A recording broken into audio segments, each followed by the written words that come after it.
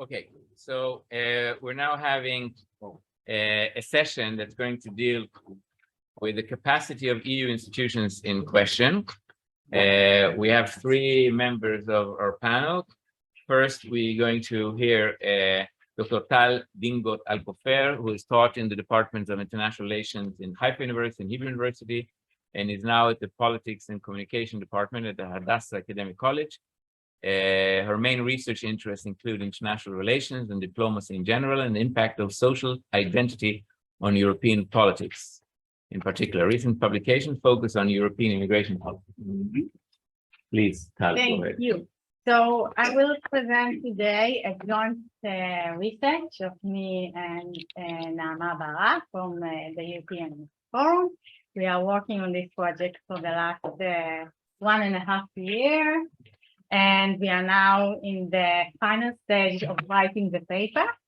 The paper is called Humanitarian Public Diplomacy in Comparative Perspective, the case of the 2016 refugee crisis, the Syrian civil war, and the 2015 Nepal earthquake.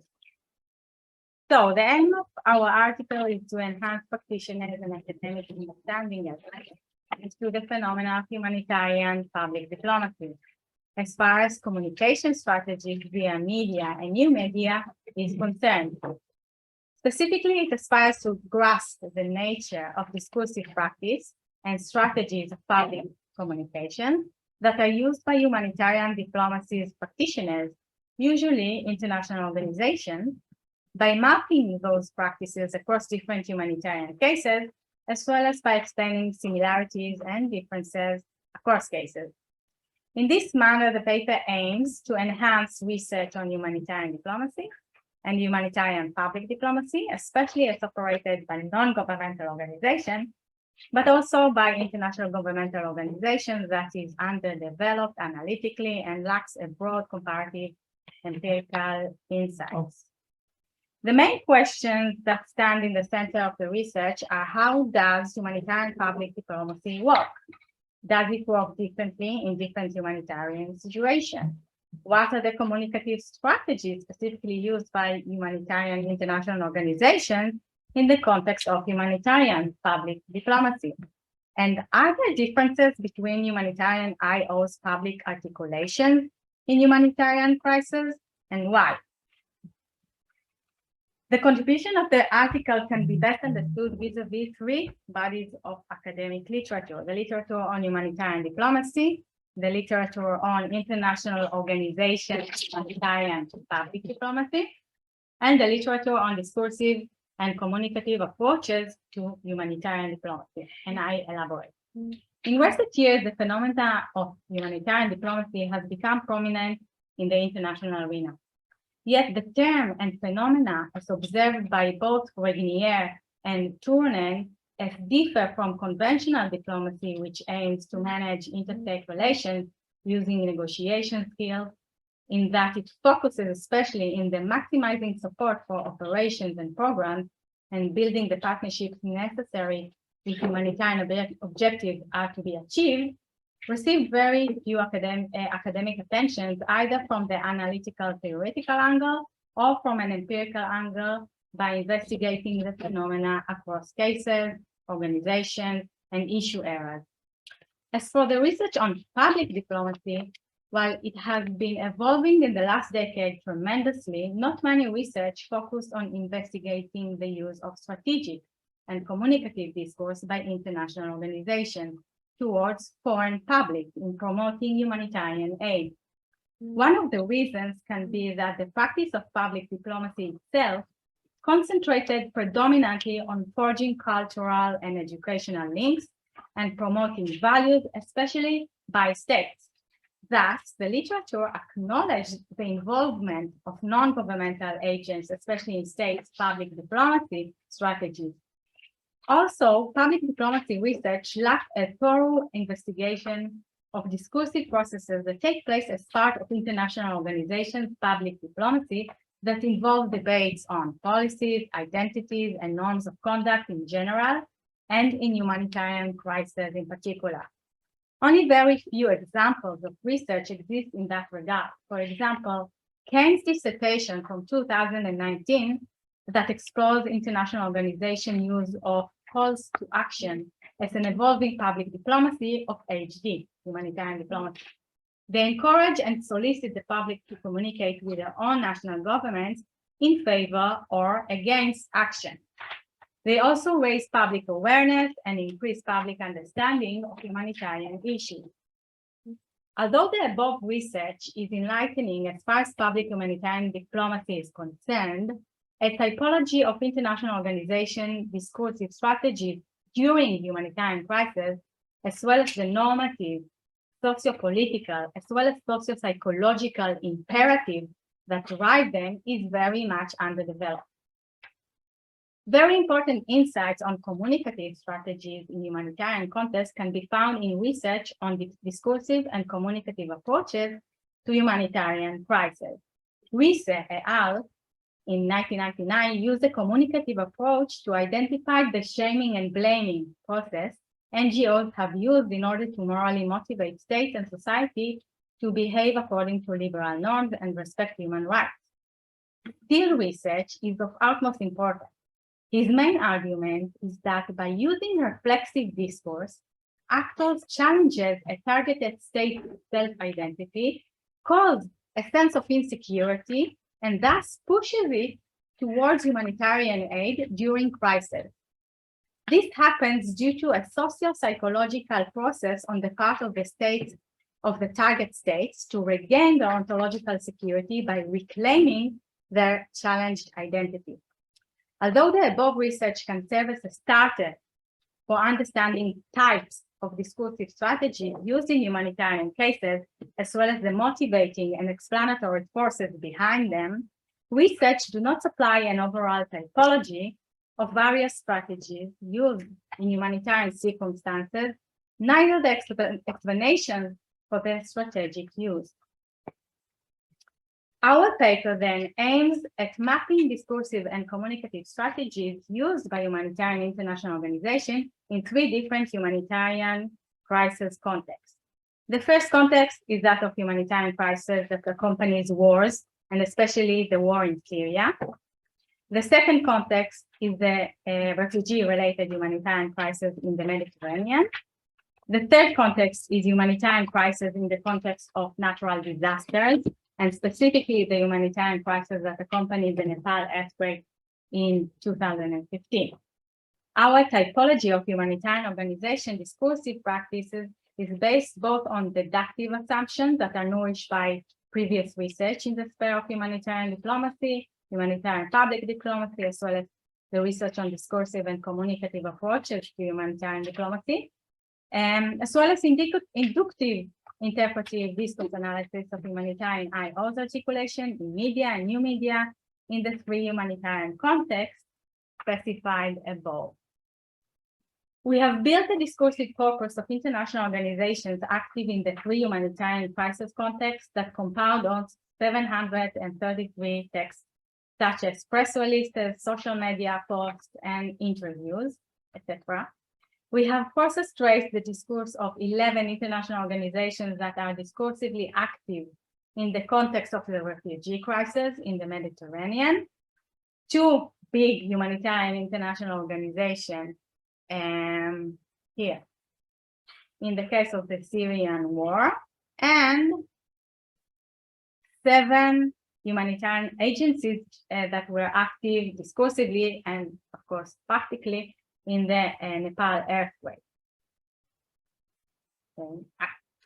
And what are our findings till this moment?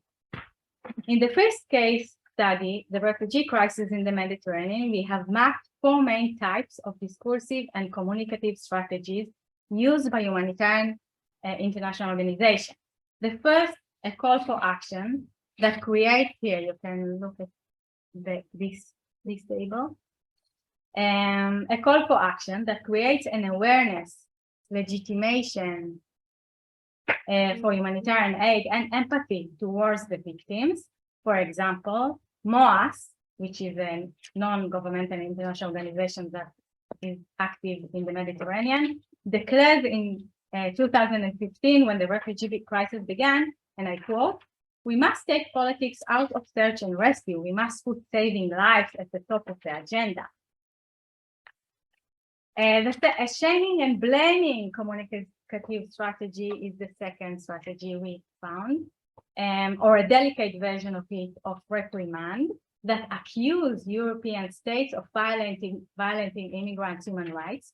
For example, according to MSF, Médecins Sans Frontières, and I quote, "Europe has turned its back on people fleeing some of the worst humanitarian crises out of our time."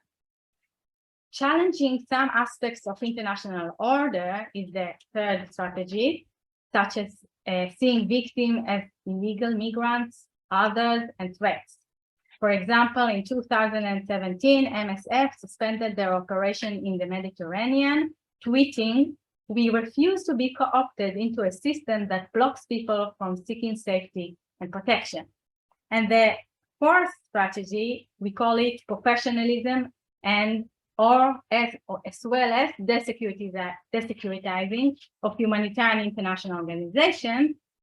Professionalism meaning emphasizing the IO's know-how and just intentions in light of doubts raised by other actors towards the organization right intention.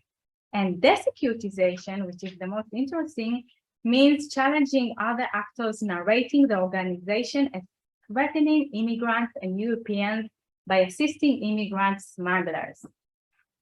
For example, the International Chamber of Shipping citation is, and I quote, "Commenting on new reports that some European Union ministers have expressed concerns that search and rescue operations have acted as a pull factor for illegal migration, encouraging people to make dangerous crossing in the expectation of rescue, ICS notes that merchant ships are legally required to rescue persons in distress at sea by the UN International Maritime Organization Safety of Life at Sea Convention." In the second case study, which is here in the middle, the Syrian war, we have also mapped 4 principal communicative strategies. A call for action is the first type of communicative strategy. For example, already in 2011, the ICRC, the International Committee of the Red Cross, was cited, "Regardless of what you call the situation, it's clear that people are still suffering the effects of the ongoing violence," and so on. Shaming and blaming or reprimand is the second strategy. The citation then of the Human Rights Watch is quite common, and I quote, "Parties in Syria continue to disregard human rights and humanitarian law protections." Another communicative strategy used frequently during the war in Syria is that of reaffirming and strengthening international order in terms of the rules of war. ICRC's next citation from 2017 is common in that regard, and I quote, "It's vital that states abide by the norms of war and encourage others, including non-state arms groups, to do the same." And the fourth, and 2 minutes, and the fourth communicative strategy is that of professionalism or depolitization. And as contrary to desecuritization that was more prevalent in the previous case study, depolitization is a strategy which aims to tackle arguments identifying the humanitarian organization with parties to the conflict. For example, in 2018, the ICRC stated that we are seeing a unique politicization of the humanitarian space, which threatens neutral, impartial, independent humanitarian action. What is interesting is that in the third case study, the Nepal earthquake, we identified only 3 principal communicative strategies. Though time limitation does not allow me to elaborate on them, nor give you examples of citation, those are the 3 strategies. What is interesting is that no strategies of shaming and blaming were identified, no strategies that strengthen nor challenge the rules of the game. And to the conclusion, there are 4 main insights as far as we concerned to the research. The first, in line with Kane from 2019, a common communicative strategy used by all humanitarian organizations in the 3 different contexts is a call for action, by creating an awareness to the humanitarian crisis and an empathy towards the victim. This is explained by the unique feature of humanitarian diplomacy and humanitarian public diplomacy, which aim is to create a space for humanitarian action. In line with IASEI et al., we found that some humanitarian organizations use the communicative strategy of shaming and blaming to motivate others to save victims. Yet, this is apparent only in two of the highly politicized contexts, the Syrian war and the refugee crisis. Moreover, the choice to use this discursive strategy is conditioned on the organization's collective self-perception and identity. For example, Human Rights Watch consciously adopted this strategy as part of its identity. ICRC, the International Committee of the Red Cross, refrains from using such a strategy consciously as going against its identity. We discovered that those organizations tend to use a more delicate discourse, such as reprimand.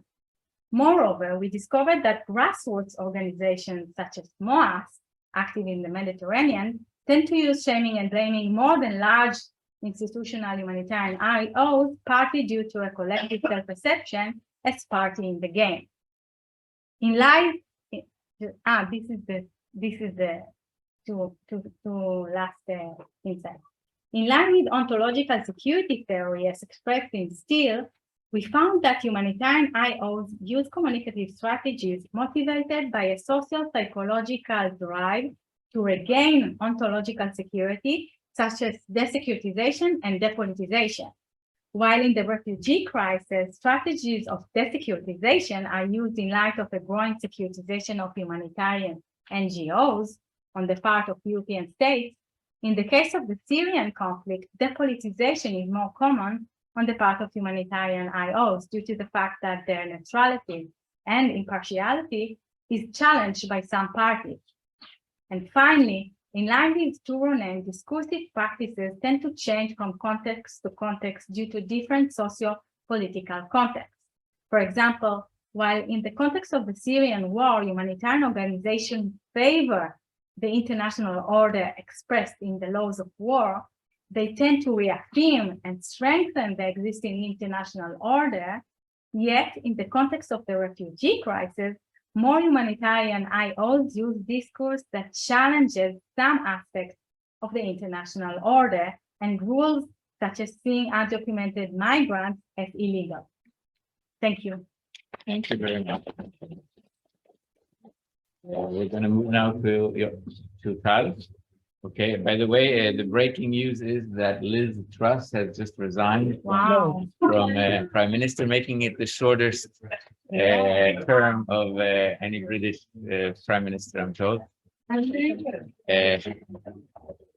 Anyway, so we're going to move now to Professor Tal Sadeh, who's going to speak about the doom loop and democratic legitimacy in the euro area. It's going to be about monetary policy. Banking supervision. Banking supervision. Tal is a professor and head of EU studies at Tel Aviv University School of Political Science, and he's also a co-president of this association. He focuses on international political economy, especially of the EU and financial institutions. Can I use that seat or Yes, close absolutely. enough to the slideshow? Yes, so I'll move to the side.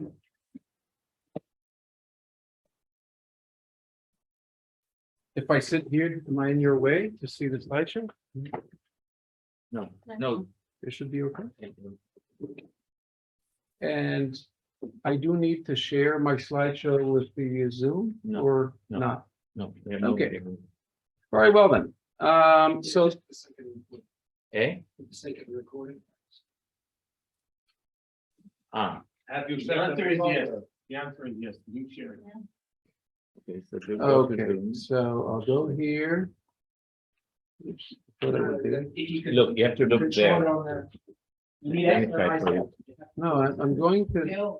I gotta get this. Yeah. Uh-huh. This one, right? Yep. Okay, excellent. So the motivation for this Yeah, you see the presentation there. You see it there. I'm seeing it here. You see it here. We see that, it's fine. This is the most important. No problem. Nobody looks there. This is- Okay, fine. You look here, I'm looking here, we're all good. Huh? No, I'm comfortable this way. Anyway, so this is a study that this is work in progress with my PhD student, Yoram, that unfortunately could not attend here. He's attending a wedding.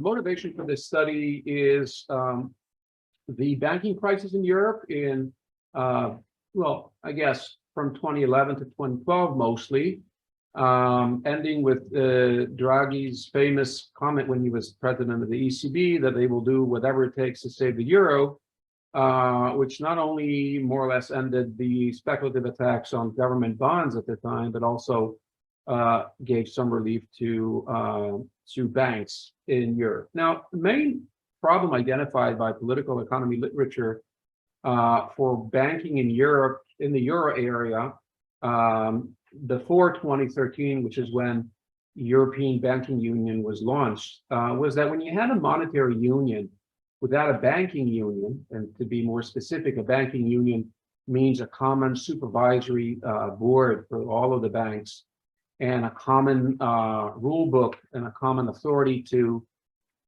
dissolve banks, to resolve, that's the name they use. Resolve bank means actually to take them apart and pay the people who lose money, at least some of the money that they lost. The procedure for deciding that, the procedure for saving banks, under what condition, by whom, all of this was left undecided when the euro area was launched. And the reason probably was that governments enjoyed having special relationships with banks. Banks, that's not peculiar to Europe. Banks are often regarded as profit-seeking organizations, business, and of course their success is always due to the brilliant management they have. And it's common that when they lose a lot of money, that's everybody else's problem. It's a very asymmetrical arrangement. And the reason this is going on in most countries is because governments expect banks to do them favors. And that is helpful to the governments because that relieves the government of the need to print money or spend more on its fiscal budget if it can have a way with banks, private banks, to issue more credit, especially, of course, to sectors that the government favors. So banks are, in fact, in my view, a body of the state, while they're never recognized as such.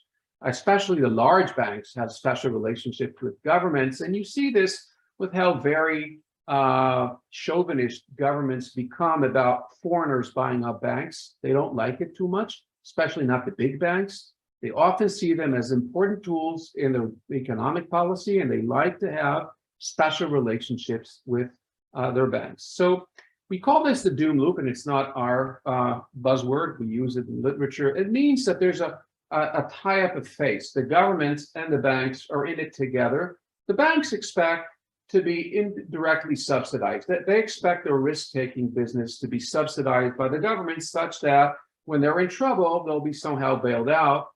And the governments simply expect the banks to buy up their bonds. They have the government, most governments continuously borrow.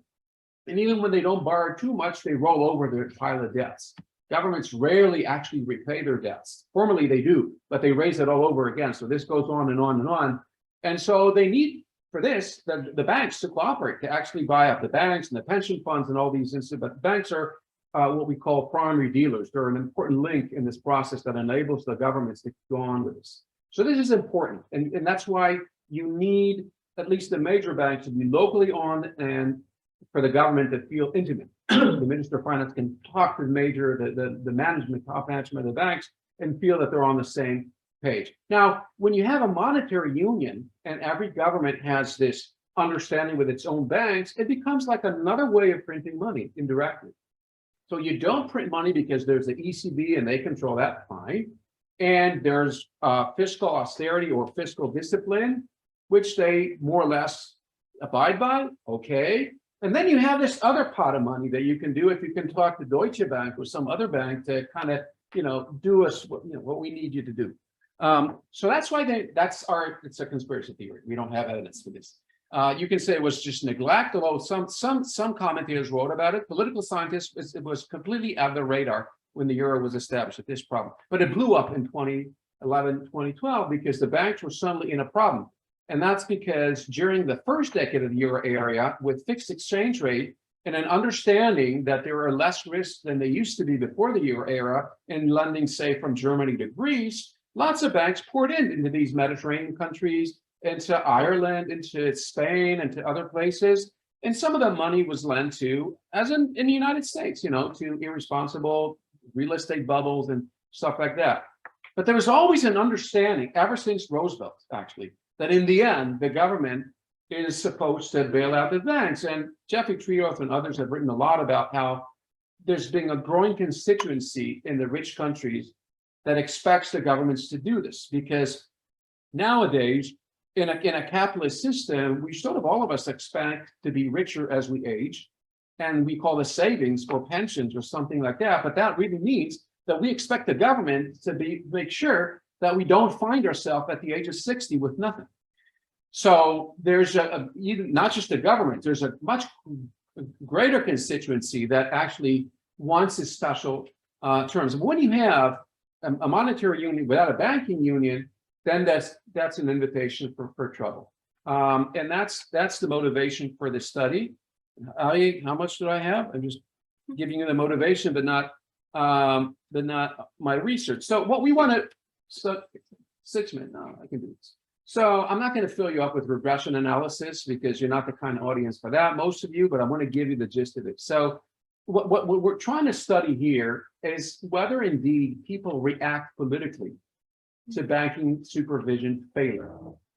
And this, when we set out this project, we started, went on a circus with showing it in different places. We were amazed at how skeptical many people were that people can actually know what's going on with their banks. The point is this, even ordinary people, even simple people know when they need credit, and they like to have credit from their bank, and they like it cheap.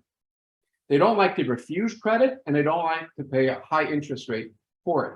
Everybody enjoys credit when they need it. Of course, this assumes a sufficiently developed economy where a large enough part of the population is banked in the first place, which is not obviously the case, but it's certainly relevant to the euro area. And they know when they're in trouble, not to mention people who have savings and they're frozen all of a sudden, or something bad happens to them, or the bank closes doors, etc. So you don't need to be a professor of economics to know that your bank is in trouble and you're in trouble. Now, people may not follow banking news every day. They may not read annual accounts of banks. They do follow stock markets, and you'd be surprised. You don't need to be an economist to follow the stock markets. Ordinary people do this. Sometimes they treat it as another casino. Sometimes they treat it as sports pages. But people are aware of these things, and we want to know how they respond. So our dependent variable here, our hypothesis is that when bank losses multiply in relation to GDP or to banking assets, you also have a measure for major stock market falls in bank stocks. When that happens, we expect people to be out on the street. We have data on anti-government street protests. So that's one thing. And the other more obvious dependent variable is the vote for the incumbents. What happens with that? The vote, of course, has to await an election. Sometimes they don't coincide. And who knows with myopia how far people remember something, and also depends on how large the crisis was. If it was a crisis, sometimes small banks lose money, but whoever loses money feels very bad about this. So we collected some data, and also to get to the point, our hypothesis is that when bank losses increase, government legitimacy falls, and especially when banking is concentrated. Under banking concentration, people might expect a special relationship between governments and banks. Our second hypothesis, I'll skip through, if there's time, I'll show you some of the data, but I want to be clear with the argument. Should happen especially in the euro area because of the arrangement or the setup that I've just spent some time discussing. It is especially prone to the doom loop.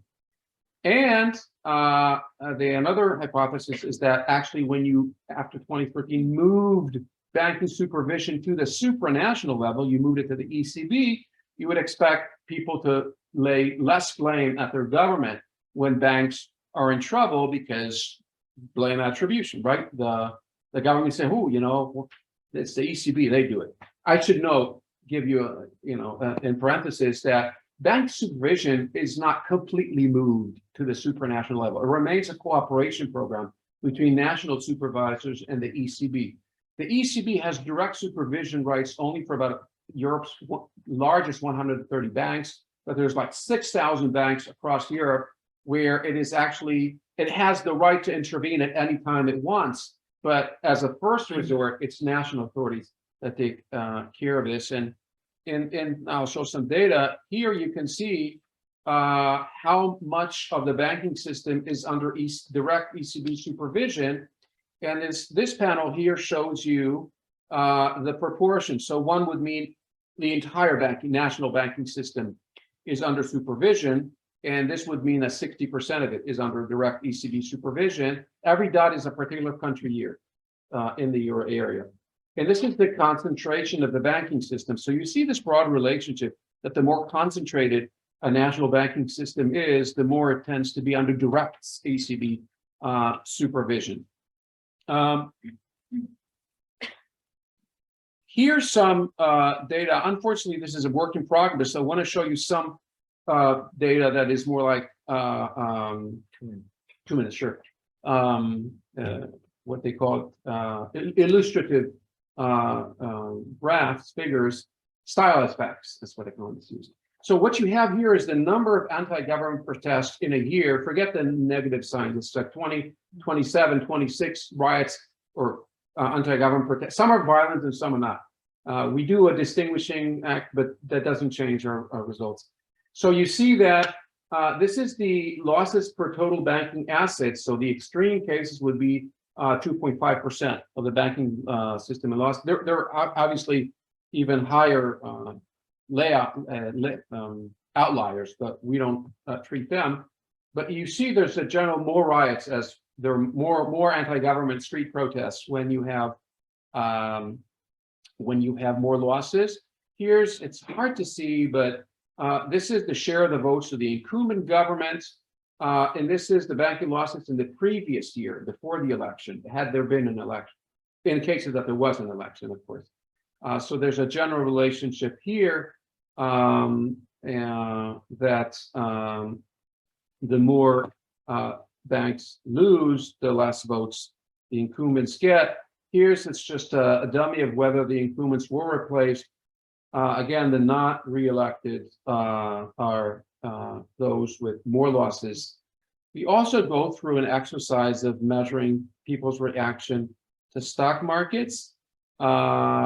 That's just taking the worst bank weeks. The unit of analysis here is a bank per week, and we're measuring the falls in particular bank stocks. And then we're counting how many banks had very bad weeks in a particular year, and that then characterizes whether this was a problematic year in banking.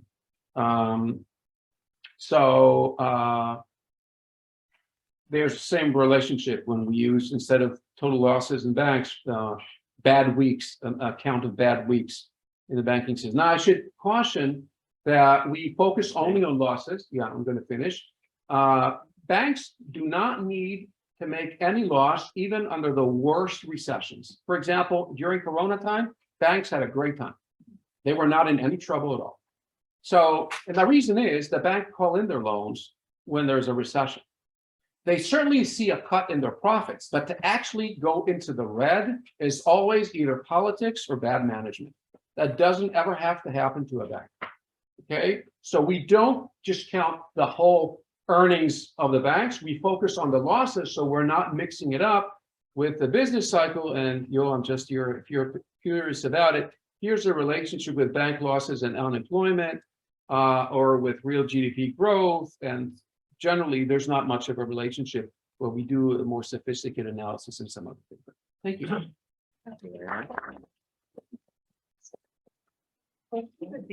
Yeah, we'll do questions there. Such complicated things. So we're now moving to our last presentation, which is by Yoram Haftel. He's going to speak about the growing pains of actorness, the European Union in global investment governance. Yoram has written a lot about global investment regimes. He's a professor of international relations at Hebrew University, currently the chair of the department. Unfortunately, yeah. And unfortunately for you, but fortunately for the department. That's not for me to say. You can ask me. You've written extensively on international political economy, international institutions and organizations, trade, investment agreement, and regional integration. Please, Yoram. Thank you very much. So this is a paper titled "The Growing Pains of Actorness: The European Union in Global Investment Governance," co-authored with Tomer Brody, my colleague, who could not be here, unfortunately. Speaking of position, so he's learning the ropes of being a dean of the law faculty. So he is busy. This paper actually was written in the context of Horizon 2020 consortium called GLOBE. This paper is already published in the Journal of European Integration as part of a special issue on the European Union and global governance. I usually don't present published work, but I have one rule in life is that if Alfred asks you for something, you say yes. So I'm presenting again a published paper. So with this in mind,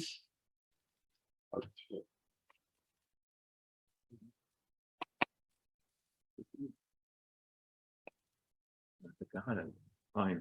okay. All right. How did I do it? I don't know. But share it. You want to?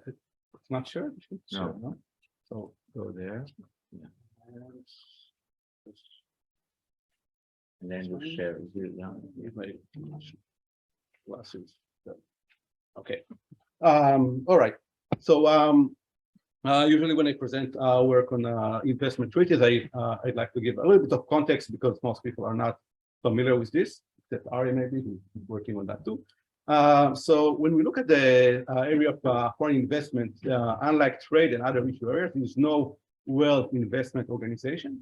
Instead, we have 3,000 and more what we call international investment agreements, or in short, IAS.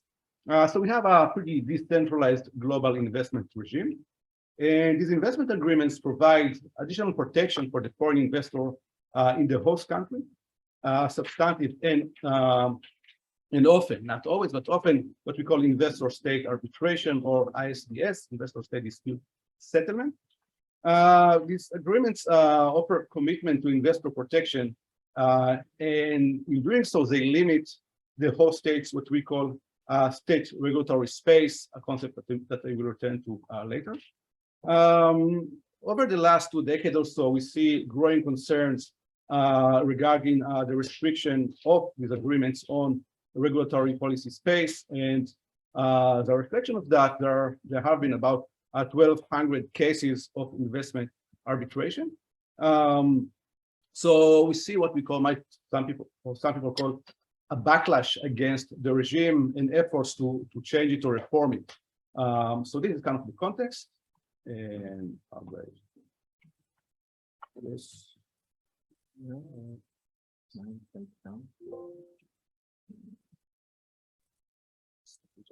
Okay, give us a bit more now. Or maybe I'll stay with this. So turning to the European Union and European Union member states and the regime. So the EU is a proud participant in this regime, and also member states. We're actually the pioneers of this regime and play a key role in development. The first investment treaty was signed between Germany and Pakistan. Other countries such as France, the UK, the Netherlands, and so on were early signers of these agreements. So we said 3,000 overall, about 1,400 involved at least one EU member state. The EU member states also involved in many of the arbitration cases, vocal claimants, meaning private investors from EU countries, and as respondent host states. Some of these are between EU and the rest of the world, but we have some intra-EU disputes. Things that are interesting in 2009, at this time, the issue of foreign investment moves from the exclusive competency of member states to the EU common policy. This is in the Lisbon Treaty. And we see an assertive Commission policy action. One area is what we call the MIC, the Multilateral Investment Court, which I will not have time to talk about, and investments agreements within trade agreements, such as the CETA, the agreement between the EU and Canada. And these are complex legal and political processes within the EU. Again, I don't have to go through this. Some of it is in the paper, and you can read it there. So the paper asks two main research questions. First, what roles do member states and the EU itself play in current efforts to reform and reshape the global IIA regime? And second, what are the implications for global governance in the area of foreign investment? So in terms of how do we go about answering these questions, so we actually have two parts, and here I'm going to talk on only one part of the paper, which is the quantitative analysis of state regulatory space in member states and European Union investment agreements. So what is SRS? We define this as the extent of the ability of governments to freely legislate and implement regulations in given public policy domains, and this has been developed elsewhere in our joint publications, also with Alexander Thompson. I guess the bottom line is that but SRS actually reflects a varying balance between investor protection and regulatory space. So if you take an agreement, if you look at the text, you could think of how far it goes in terms of protecting investors at the expense of the regulatory space. You could call it regulatory flexibility, sovereignty, whatever term you like. These are not exactly the same, but for our purposes, they're kind of the same. Also in the paper, we have a qualitative analysis of UNCITRAL's working group 3, which discusses ISDS reforms. Again, due to the lack of time, I will not discuss it today, but if you're interested, it's in the paper. So how do we go about this? We use what you might call a text as data methodology. We develop a measure of state regulatory space. It includes 42 categories in most IA provisions in 8 broad dimensions. Again, I don't have to go into this here. We use what's called a mapping guide developed by UNCTAD, which is a UN organization that collects a lot of data on investment agreements. We adjust it to the logic of regulatory space.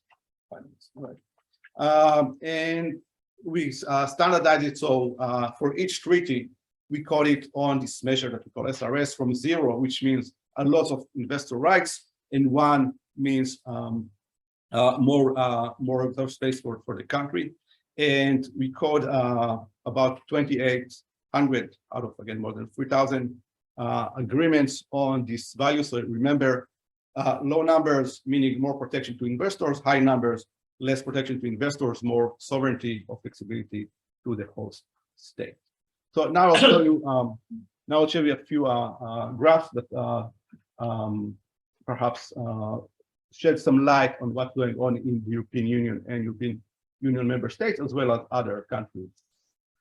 So what do we see here? Here we compare either what's called BIT model, which are templates that states use when they sign investment agreements, or recent agreements in the 90s compared to the 2010s. And what you see here, so this is the Netherlands, France, Austria, and the Czech Republic. What you see that the bars are lower early in the 1990s, they're higher in the 2010. So one lesson from this graph is that overall we see European countries taking more regulatory space, providing less protection to foreign investors. And this is part of what I call reforms or backlash efforts of member states. The other thing to note is that we see a lot of variation, right? The bars are different for these 4 countries. And this shows us that we see a lot of variation, a lot of differences between European member states when it comes to investment agreements. So we cannot really talk about a unified or homogeneous approach to foreign investment or at least foreign investment agreements within EU member states before 2009 and even after that. And one thing that is interesting to know that European Union member states continue to sign investment agreements even after 2009, after the Lisbon Treaty. And again, these issues are pretty complex in the European context. But overall, again, more regulatory space in the 2010s, as we might expect. This is something different. This is this is the SRS kind of an average of the regulatory space for all countries in the world, but we also separated the EU member states versus the rest of the world, and also looking at EU numbers. So what do we see here? So the blue, the dark blue line is EU member states. We see that regulatory space was very high early on in the 50s and 60s. It's going down in the 1990s, getting more protection to investors in the 1990s, neoliberalism, neoliberal international order and all that. It starts going up again in the 2010s. But we see that the European Union member states are not unique, right? We see that the rest of the world is actually following the same pattern. And the EU is actually, or EU members is actually below the world or the global average in the 2000s, actually all the time, but also they're slower than the rest of the world to adapt or to reform their treaties. However, when we take into account European Union treaties, such as CETA, we see that things are changing. This is the lighter blue line. We see that the EU agreements have much more regulatory space compared to member states and actually compared to the rest of the world. So EU agreements are much more modern, if you will, much less generous, I would say, to foreign investors compared to most other treaties, including treaties signed by EU member states. So we see a gap between member states and the EU as a corporate body, right? So this is what we see. And I'm running out of time. 1 minute. 1 minute. All right, I'm almost done. So no, not here. So this is another interesting exercise. We wanted to see how the EU other corporate body compares to the rest of the world, compared to other agreements. So we compared the CETA agreement, again, this is the agreement between the EU and Canada, compared to the TPP or the CPTPP, which is the what came after the TPP, after the United States withdrew. But we also compared to other countries, the Brazilian model bid from 2015 and the India model bid also from 2015. And what we see that the EU is again not that advanced, if you will. We see that actually Brazilian and Indian model bids, meaning their templates, actually going even farther in restricting foreign investors, right, taking more regulatory space, more flexibility. We also see some differences between the European and US agreements. So again, there's a lot of variation between the EU and other countries. It's very difficult to talk about convergence, or global convergence, or something like that. And that is, and this is what we find basically by using this SRS measure. Let me just conclude. So what do we see? Again, I didn't have time to talk to get into many details in the paper, but the bottom line is that the European Union and member states play an increasingly important role in reforming the IA regime. We see greater EU, what we call the paper actorness. This is not our term. This is a term that EU scholars like to use. We see again the EU with signing new agreements. The EU is also involved in the UCITRAL negotiations. It's certainly taking a lead with the multilateral investment court, the MIC. But we still see a lot of inconsistencies within the EU. So there are differences between how member states see it, at least some member states, and the EU, the Commission, and that creates difficulties. And we also see a more complex and competitive external environment and inadequate coordination with other key actors. So we see the difference between the US approach, developing countries, the BRICS, India, China. I didn't talk about China, Brazil, and so on. So the EU is working in a more competitive, this kind of regulatory competition, if you will, between the main actors. And our bottom line is that if the EU wants to increase influence in this area, the EU and member states should speak in one voice more successfully. I'll stop here. Thank you. Thank you. And we'll now take questions on all the three presentations. Yes, Rachel? First to Yoram, thank you so much.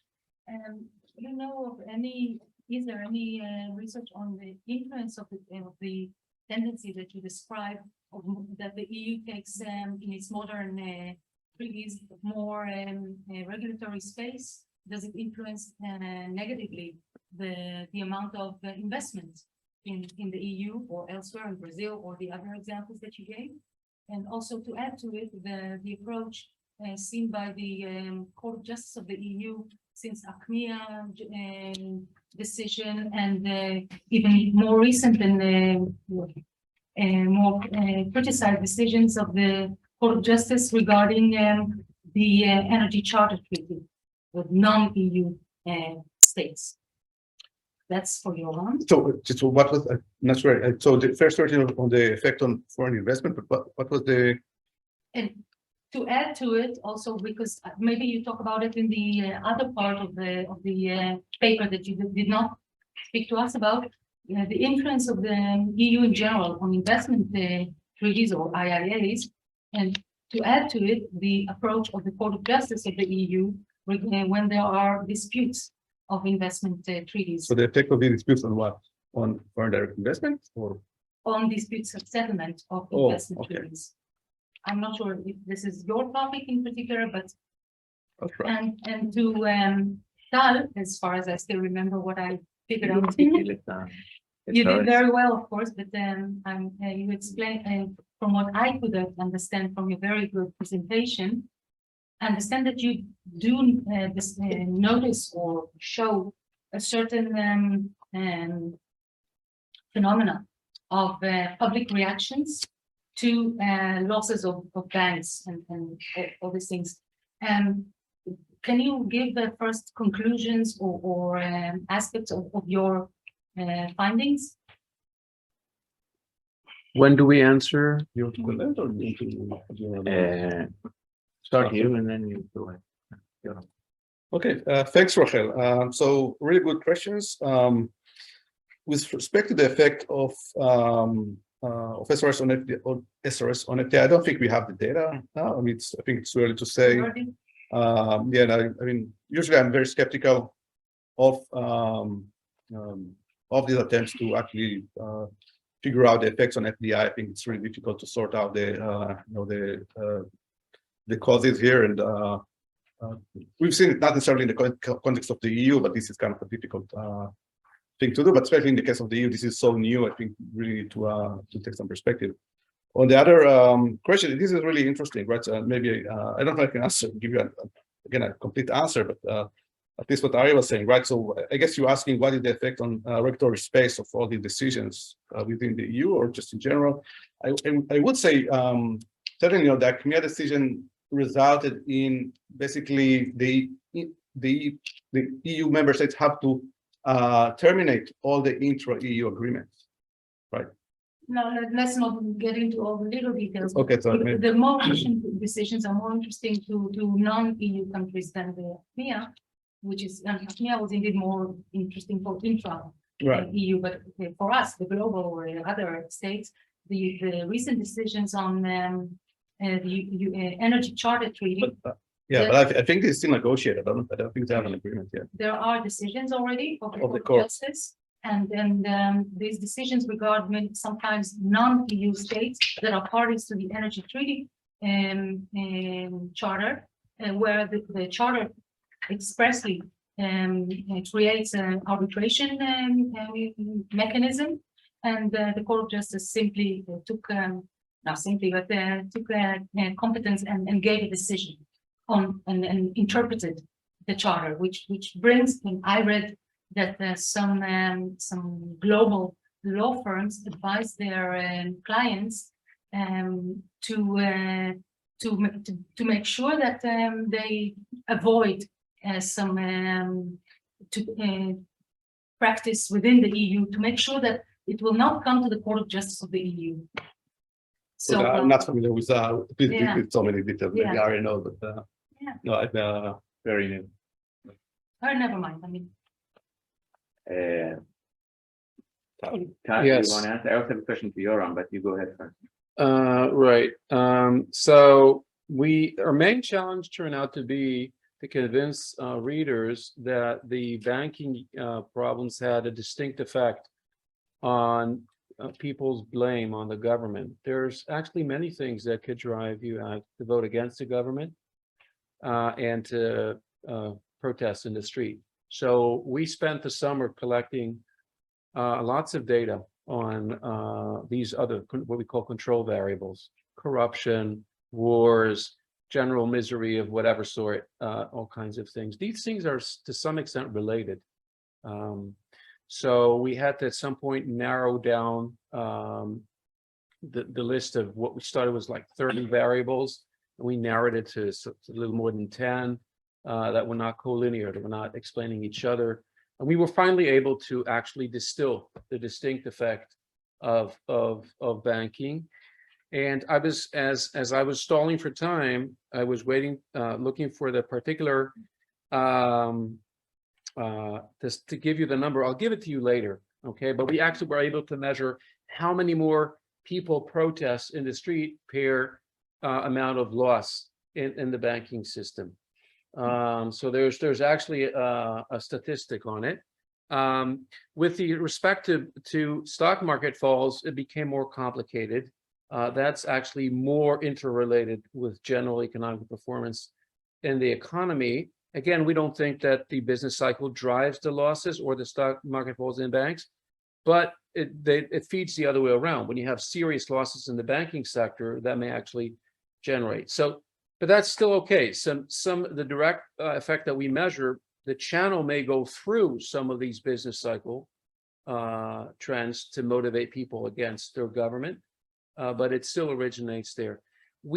Because of that, because of this war of attrition we had in the summer, we weren't able yet. I could not come to this meeting yet with a precise number on how people respond, depending on whether it is under ECB supervision or not.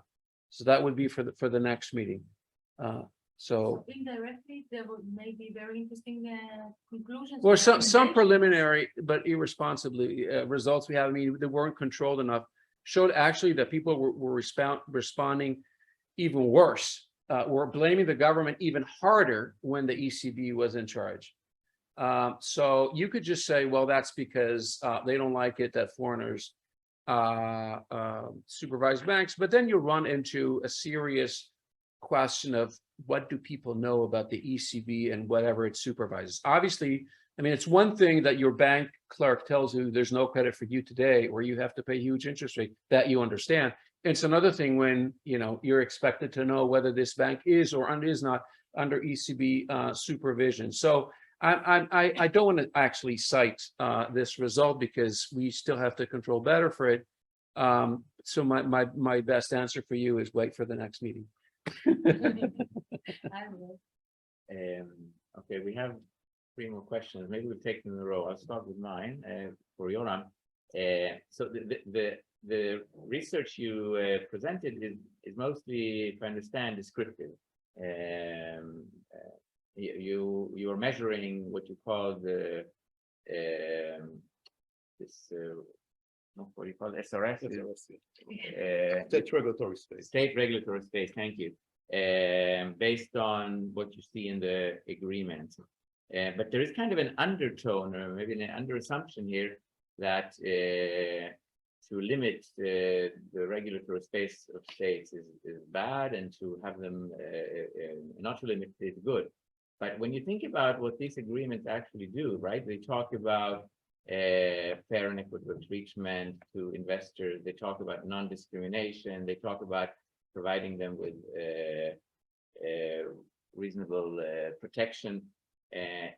So what it means is that when an investor wins a case like that, it is because the government has failed in upholding what we would call desired normative values of non-discrimination, of not preying on a foreigner, of treating them fairly, of non-corruption, right? So maybe to limit, in that sense, in your sense, to limit the state's regulatory space is not a bad thing. Maybe it's a good thing. And you called it this a more modern trend. Yeah, modern, but maybe it's a type of regression. My question. Maya. So my first question is to Yoram, and I just wanted to make the connection, if you can, to Israel, and just to know what are the agreements that Israel perhaps has with other countries. Does it have any agreements with EU member states?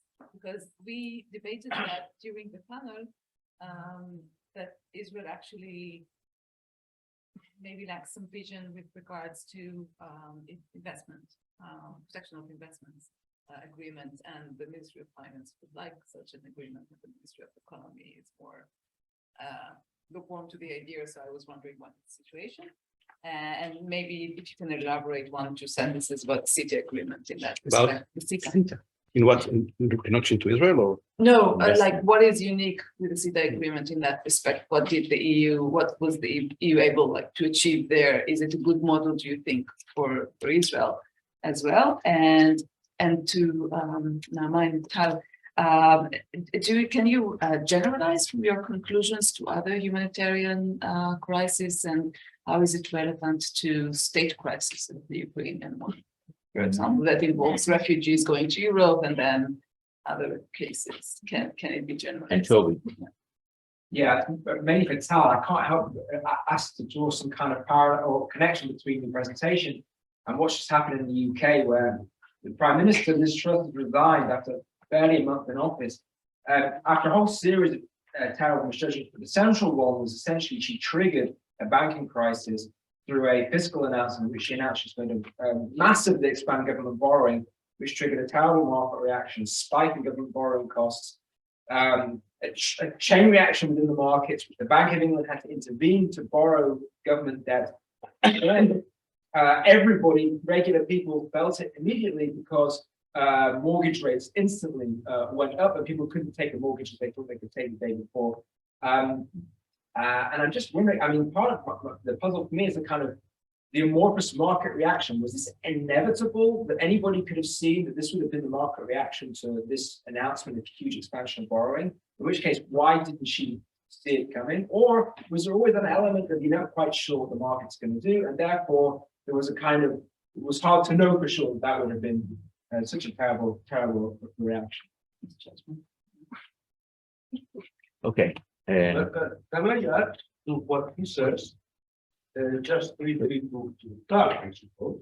And this is the same thing that happened in Britain could have happened in the Eurozone, given the difference that in Europe, the fiscal policy is determined nationally, but the monetary policy is determined as a group. So would have, say, a macro fiscal policy failure by the German government led to such a crisis in the Eurozone. Okay. Yoram, you want to start? Sure. Well, I think the two questions are connected in some way. And I mean, I kind of expected your question, or you were, it's more of a comment. I think we have this ongoing, argument. And I guess, I mean, at one level, I'm not taking a position here. We're just observing, and this is what we see. We see that most of the world, most governments, I would say, believe that they gave too much protection and gave up too much regulatory space. So that's, I'm not saying whether this is good or bad. I think governments, including the EU Commission and many and most EU countries, concluded that probably the agreements signed in the 90s were not very good. Now, again, here we need some context, because the agreements that were signed traditionally from the 50s to the 90s were signed mostly, well, not mostly, but the important one between rich countries and poor countries assuming that capital investment goes in one direction from rich to poor countries, and these agreements were supposed to put, to defend the US or German or Swiss government with investors in in Africa or Asia and so on, right? And now the discovery actually could go both ways, especially with both within developed countries, but also Chinese investors, the Indian investors, started suing the Spanish government and so on. And maybe it's not such a good deal when we're actually being sued and have to pay a lot of money. Again, I don't want to get into too many details, but that's a problem. The other thing I would say here is that I think the assumption here is that these agreements bring foreign investment, right? I think that's and there's a lot of question whether this is actually the case, right? As I answered the question before, empirical research in political science, economics, I would say the results are mixed in terms of the effect of these treaties on foreign investment. So in terms of the balance, right? So we don't get much investment out of this, but we get sued by the investors, and then maybe it's not such a great deal. And here I think the other issue here, and again, we can't get into this argument, but the initial logic of these agreements was mainly about direct expropriation, right? So in the 50s and 60s and 70s, we imagined, right, we were a British oil company, and then Gaddafi comes and takes our Nasser and or Latin American junta and so on, right? But what you see certainly since the 2000s, it's much more about what we call indirect expropriation and regulatory decisions related to environment, health, and so on. So when Australia is sued by Philip Morris because it passed what we call plain packaging. Plain packaging. But they were all those claims were rejected, as you know. Well, I mean, Made a very nice headline for all the. When Germany had when Germany is sued because it closed its nuclear power plants and so on. So I think that's from the current perspective, that's especially in the EU and elsewhere. Now, so again, I probably gonna disagree a little bit. I think that's not a bad idea. And what we call modern agreements, I think reflect a more desirable balance, I guess. So, and that brings me to the case of Israel, I guess. And again, I'll try to be brief. I will say that I have another paper with Tomer Brody and another student of ours, the Haifa Law Review, which goes over the Israeli program. So we certainly look into this. And this is interesting because I would say, and I actually know the people in the Ministry of Finance that deal with this. And I think they listen too much to people like Arie, because they tend to be on the, I would say, in the neoliberal side, meaning they're, well, let me take a step back. I would say with respect to the European countries, most Israeli agreements are with what you might call the new EU members, so mostly with Eastern Central European countries. There were two agreements from the 1970s with Germany and France, which as far as we know are expired. No one in the Ministry of Finance is sure about that, but that's a different issue. But mostly agreements with Czech Republic, Romania, and so on, because the Israeli perspective was that we are developed countries. We are a developed country. We want to protect our investors in developing countries. And actually, Israel is still interested in these agreements. They actually tried to renegotiate some of them, kind of update them with countries again like Czech Republic, Slovakia, and so on. But I would say that the Israeli approach has changed somewhat. In 2017, they signed a really important investment treaty with Japan. And under the assumption that it will bring a lot of investment from Japan. And they argue that it did.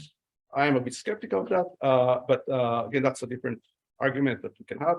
But this is interesting that is at least so far Israel has has updated its approach somewhat, but it's still on the more investor side. It was not in the morning session, but one of the interesting things that are going on these days. Yeah, I'll finish. We can talk about that over dinner or whatnot. These are negotiations with Morocco on investment treaty. And here, Morocco is actually trying to push for what I call modern agreement. You say, well, we're not interested in all that. We want a kind of an old style agreement that protects investors.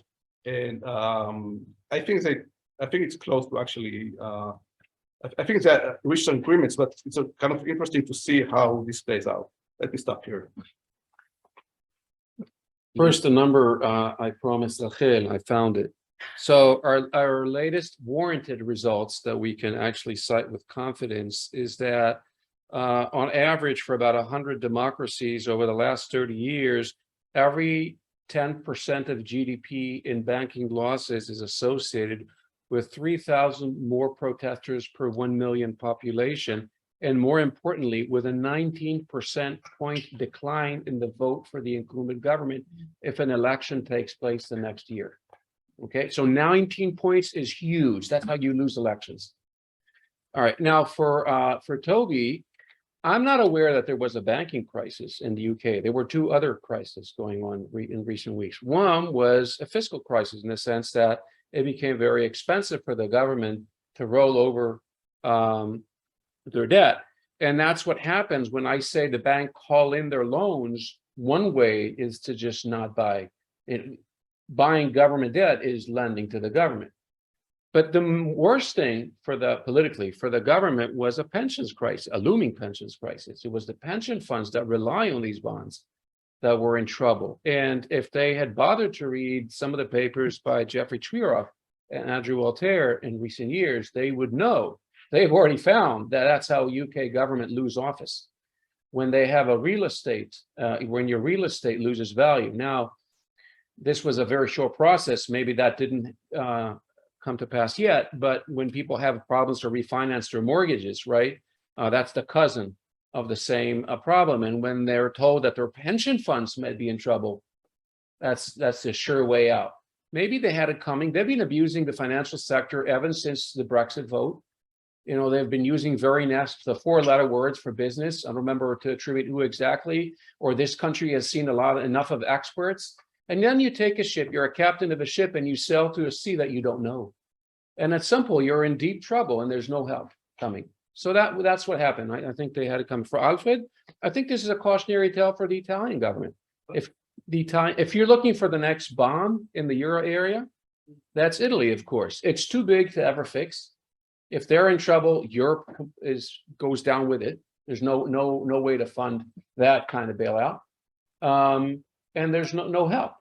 And I think what you saw with Salvini and 5 Star, that they were as Eurosceptic as it gets in Italy, and they thought that they take Italy out of the Euro area. That came to nothing. The scariest thing in Italy is a bond market crisis.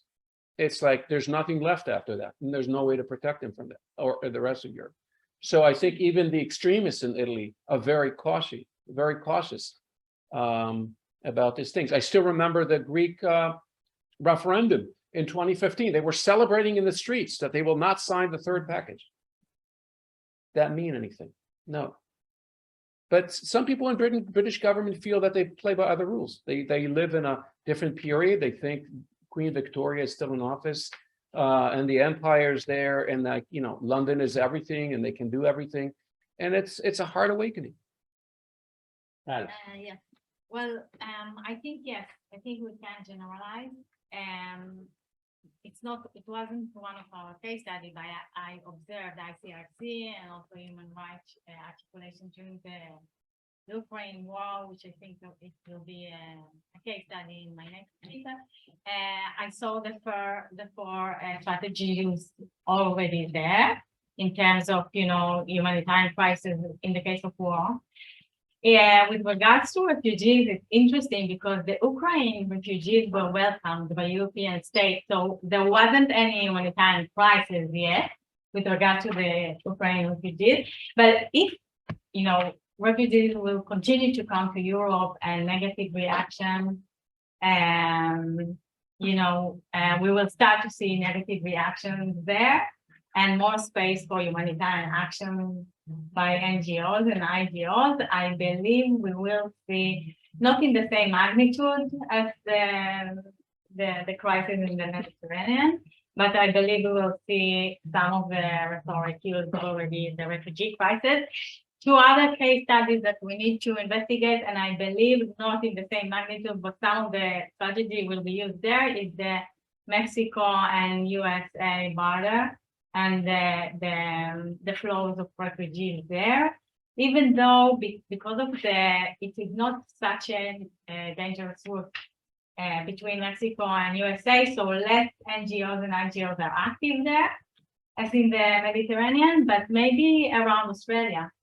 NGOs and IGOs are more active there, and it will be interesting to see what is happening there in terms of rhetoric in order to create a humanitarian space, but nothing is compared to the European case, of course, in the Mediterranean. But this is circumstantial. It depends on the context. If the humanitarian crisis will grow in other parts of the world, I believe we will see the same rhetoric because it involves the same socio-psychological and also socio-political settings. Okay, thank you. So we're going to take a 5-minute break, and we're going to start at 5 minutes after 5. We're having a much shorter session than planned because Yossiman unfortunately is sick. So we only have, I think, two presenters. Okay, never mind. Yeah. We had originally how much time? We had 6:15?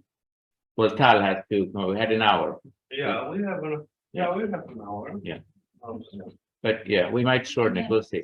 Anyway, so 5 minute break, and the last session before us, which will deal with the impact of the energy crisis in the EU on its relations with Israel and its Mediterranean neighbors.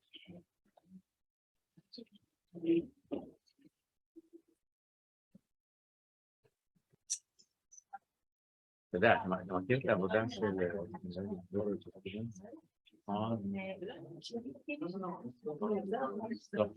כן, זה לא...